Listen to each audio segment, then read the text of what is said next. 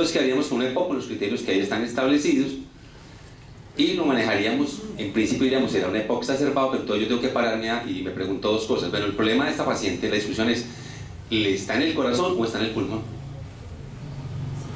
Cuando yo establezco mi plan de trabajo allá, entonces me pregunto, ¿el problema es de corazón o el problema es de pulmón? ¿O serán de los dos? Discusión que les dejo para el final. Entonces, una preguntita ahí para el estudiante. ¿Qué explicaría si es un EPOC y es descompensado o exacerbado, que auscultatoriamente la paciente no tenga los hallazgos más comunes que serían roncos, sibilancias? O sea, ¿eso es posible encontrarlo o qué puede estar pasando? Porque es que ahí decían, según eso, que había hipoventilación o disminución del murmullo vesicular de forma generalizada, pero no había nada más. No vi estertores, ¿cierto? No parece. Entonces, ¿qué puede explicar eso? El tórax de pronto está, el tórax de la paciente, porque si tiene un EPOC, lo más frecuente es que sea, pues, el diámetro anteroposterior sea mayor, entonces es difícil, incluso a veces escuchar. Puede ser. ¿Qué más? El paciente con EPOC se caracteriza porque hay atrapamiento de aire, aplanamiento de los diafragmas, aumento de diámetro amén. Entonces esto disminuye pues estos signos, ¿sí? Y si no hay una parte bronquítica o congestiva, no vamos a encontrar estertores, ¿sí? Si el patrón es más enzimatóso, pues no sería la un paciente con un bronco, si tiene bronquitis, lo más frecuente es la bronquitis crónica, que hace enfisema centrolobulillar, luego hace palobulillar, y esa es la progresión. En un estado de exacerbación hace broncoespasmo severo y usted no tiene un bronquio ni siquiera colapsado para silbar. Entonces lo frecuente es, en un estado de hipoxemia ya, encontrar disminución del murmullo vesicular y no ausculta sibilancias, y empieza a mejorar, y empieza el bronquio a dilatar, pasa lo del asma y empiezan a silbar más y pareciera que empeorara. Y otra explicación, si hay un componente de enfisema importante, el enfisema no deja ni siquiera que el aire, sino que el aire está atrapado, no intercambia y no alcanza a asimilar lo que uno quisiera escuchar. ¿Sí? Doctor, yo tengo una pregunta. ¿Una lesión ocupando espacio en el tórax también puede...? Sí, pero sería localizado, ¿no? Una neumonía, aunque los epocosos hacen las neumonías de los espacios aéreos que llaman, que no alcanza ni un alvéolo a pegarse al otro, y no ve uno las neumonías que quiere ver de consolidación neumónica, que es lo típico, pero sería, para decir que eso lo está explicando todo, la auscultación, no, sería localizado. De pronto hay una neumonía con consolidación ahí, ¿no? Quiero que ustedes tengan en cuenta un detalle, ahorita hacemos la discusión más de cuál es. Miren que no siempre las fallas cardíacas se tienen que asociar a la presencia de estertores.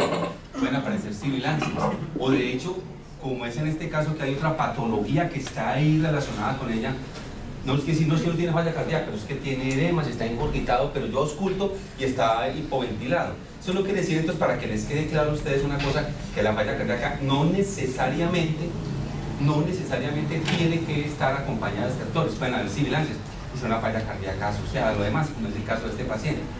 Lo que ustedes que estamos acostumbrados a ver situaciones como muy particulares, ¿no es cierto? Entonces, cuando uno aprende lo de falla cardíaca, ve falla cardíaca sola. Entonces, ahí sí, todo el cortejo sintomático que ahí aparece, es fácilmente apreciarlo y verlo. Pero cuando ya hay otras patologías que vamos a mirar ahorita que están allí, cambia un poco esa situación y entonces no es lo que uno siempre pudiese esperar. Y allí la importancia de la historia clínica y de la clínica de los pacientes. Doctor, la otra explicación puede ser es el predominio de la falla derecha, que el paciente evidentemente está haciendo unos edemas generalizados. El ventrículo izquierdo puede estar relativamente bien, digámoslo así. Entonces no alcanza a aumentar presiones pulmonares y no alcanza a trasudar para que hayan estertores. Y lo otro es lo que llaman el paciente seco, aunque este no es seco. Es un paciente húmedo, tiene edemas, digamos seco a nivel del pulmón, pero está en edema generalizado por hipertensión sistémica venosa, ¿no? Sí, entonces para continuar pues la dinámica que vamos teniendo, entonces acá tenemos lo que es insuficiencia cardíaca congestiva. Entonces tenemos unos síntomas y unos signos de insuficiencia cardíaca y tenemos como tal la clasificación que le da la AJA, que es una de las clasificaciones importantes para insuficiencia cardíaca. Entonces tenemos por este lado que los síntomas más característicos, como habíamos dicho, eran disneas paroxísticas nocturnas, disneas que simplemente son de esfuerzo. Presentamos también los edemas, allí están ubicados los edemas, la anasarca, que es caso de la paciente, un derrame pleural que lo puede hacer ya con la congestión más severa, ingurgitaciones yugular, hepatomegalia, pues que son signos clásicos de congestión, y lo que decíamos ahorita, los estertores y galopes. Entonces, de acuerdo a esto, la clasificación se da por estadios. Entonces hay un estadio A, un estadio B y un estadio C y D. El estadio A quizás es donde donde no ha habido como tal un daño estructural allí, pero lo que se tiene es que el paciente está casi siempre asintomático. En el estadio B encontramos de que el paciente ya como tal puede tener síntomas como puede que no los tenga, pero ya comienza a tener un daño a nivel cardíaco. Y en el estadio C ya es un paciente que es más sintomático como tal, que puede presentar cualquiera de los síntomas que acabamos de decir, y aparte en el estadio C ya es un paciente que tiene unos síntomas rigurosos y que simplemente se deben evaluar de manera temprana y pues intentar mejorar. Pues continuando a esto, decíamos que entonces hay una clasificación también, que es la clasificación NIHA, y entonces también hay unas clases que es clase 1, clase 2, clase 3 y clase 4. Entonces le dan pues, la valoración se la dan pues como tal si hay limitación de la actividad física o simplemente si no llega a ser una limitación de la actividad física como tal esa insuficiencia. Aparte de esto pues también se evalúa mucho la parte del reposo, si simplemente se presenta en reposo o si es en esfuerzos ya que se hagan el paciente. Continúan. Yo quiero agregar un poco, volvemos a lo que les mencioné ahorita. ¿Sí? Alguien diría, tiene idea de reposo porque tiene poco. Entonces no está en facha. ¿Me hago entender? Entonces vuelvo a insistir sobre lo mismo. Usted puede tener disnea de reposo y lo sabemos por un EPOC que está descompensado o porque el compromiso pulmonar establecido pues la va a llevar a la disnea de reposo. Lo que pasa es que hay que verla en el contexto de, es decir, disnea de reposo, pero con edemas, de pronto con hepatomegalia, que aquí no se logra evaluar, pues con megalia, limitación yugular. Entonces uno se va llenando como de motivos y está pensando en eso. Porque a la hora de definir, repito, yo tengo que aclarar, bueno, entonces yo para dónde me voy, ¿será que requiere terapia broncodilatada esta paciente porque no le oculta absolutamente nada? ¿Está en un proceso broncoobstructivo severo? ¿O qué va a pasar entonces? O los edemas, entonces ¿hacia dónde me voy a ir? A la hora de definir, obviamente, lo que tengo que hacer.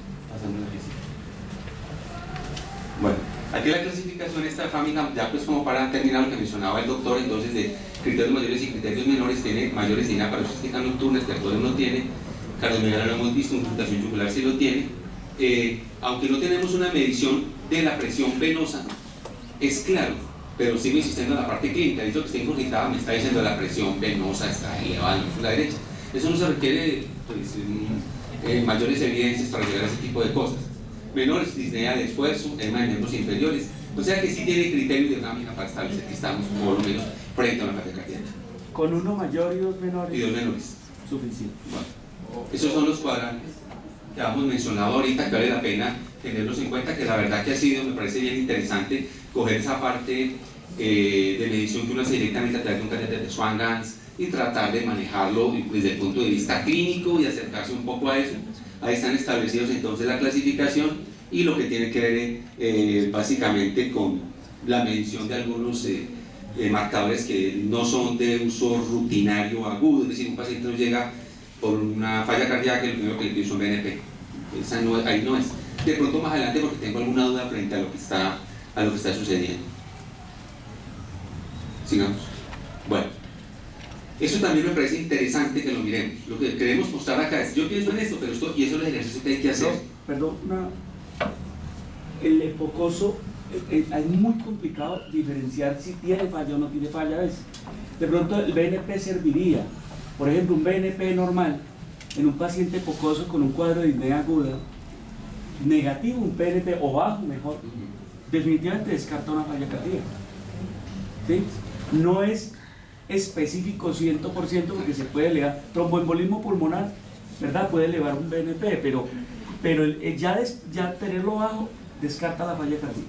Bueno, aquí están estos signos de hipoperfusión y de congestión cardíaca que nos orientan a que esta paciente tiene algunos de esos elementos, que nos orientan para tratar. Obviamente esos son lo que hay allí, me permiten clasificarla a mí dentro de la clasificación de Forrester, repito, que es la que medimos a través del catéter de Swan-Ganz, y la Stevenson, que lo que hace es sencillamente como correr y mirar y analizar y viéndolo desde el punto de vista clínico. Cuando yo hago la clasificación de los 4 cuadrantes por Stevenson, eso es eminentemente clínico, pero yo lo puedo hacer, repito, en el Swan-Ganz, que cada vez pues la tendencia es que lo usemos menos en las unidades de cuidado intensivo. Entonces, quiero que miremos de esos elementos que hay. Esta paciente tiene signos de hipoperfusión, ¿y cuáles serían? Ellos tienen el frente para que les quede más fácil. A ver, por favor, alguien que nos diga, nos lea ya, mire, creo que tiene esto, esto y esto. Comencemos. Estoy hablando, insisto, desde el punto de vista clínico, no vamos a enredar ahorita con gases y con... No, clínico, está en el hospital La Misericordia de la población de Morrogacho, norte de Santander, 3 kilómetros adentro, por allá. Está haciendo y ya nada, paciente, allá no hay BNP, allá no hay gases, hay más electrolitos, pero bueno, acá hay. Aparte de remitir. Y las remisiones se hacen, pero con un criterio, y se remiten y se hace algo, para eso lo llevan allá. Y si no, pues, usted lo ve y dice hay que remitir, ahí no le hace nada, entonces, ¿qué estamos así? ¿Ves? O sea, con lo que dice la historia, no hay signos claros de hipoperfusión. O sea, la tensión arterial, usted mencionaba que es hipotensa, 156. En una paciente de esas, no la hipotensión, el criterio de hipotensión no es claro. Pero uno con sistólicas menores de 100 ya puede hablar de hipotensión. Ahí está el 156. Y la presión no es convergente, tiene una presión diferencial relativamente normal. Claro, de hecho hay un detalle importante, se los he dicho, que los signos de hipoperfusión están representados. Signos de hipoperfusión, léase, bajo gasto cardíaco, se acabó el problema. Pálida, vascostreñida, diaporética, unumilada, unibúrica, no toda la población. Aparentemente, con lo que dice el doctor es cierto, tiene una PAN como arriba de 65 y con eso el riñón perfunde y con eso garantizaría un PAN de 65, pues por lo menos yo puedo ir al baño. Si voy al baño digo, tengo una PAN arriba de 65, que puedo ir a hacer eso. Eso es lo mínimo. ¿Y qué más voy a decir? Recuerden que el riñón pide el 20% del gasto cardíaco, pide 1 litro, entonces garantizo que uno lo estoy haciendo. Estos son el monitoreo que uno hace. Mire, se ha perdido una cosa tan importante y algo tan simple, y les digo modestia aparte, lo hago, no quiero ser pedante en ese sentido, se llaman los parciales de orina. Los parciales de orina han sido la cenicienta. Eso de pronto los miran por encima, pero hay una cantidad de información. Este es el gasto cardíaco del pueblo. Ese es el gasto cardíaco del pueblo, el parcial de orina. ¿Cuánto orina hace el paciente? Es que necesita gasto cardíaco para poder orinar. La orina está concentrada, no está concentrada, orina, no orina. Ese es el gasto cardíaco y un fonendoscopio y haga. Entonces creo, yo no sé. Eso es lo que queremos, muchachos, en ustedes. No tan técnicos, no tan la resonancia, si es que la necesitan, pero allá, ¿qué voy a hacer? Eso es lo que quiero también dejarles como mensaje acá. Hacer interpretación, analizar, mirar, bueno, frente a que esto. Bueno, ahora sí pasemos a la siguiente, ya les digo.